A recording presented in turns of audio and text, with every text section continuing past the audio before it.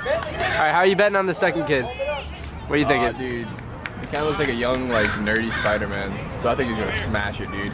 Yeah, you think he's gonna smash it? Yeah, he's got glasses. Alright, I'll bet that he doesn't.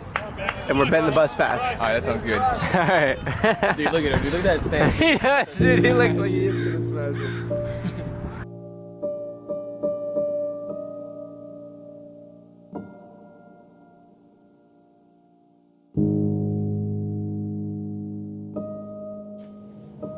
Seems like we're all looking for that connection.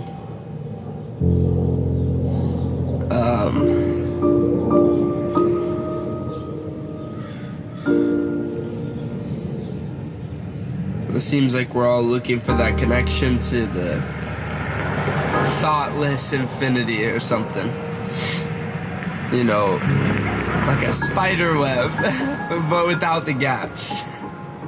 So not a spider web, but all connected without boundaries or edges. You know, we climb or we play music or we cook or we sing or go to a concert or we, you know, hike or hitchhike and sleep on beaches and wake up, you know, under orange and pink sunsets of undescribable saturation.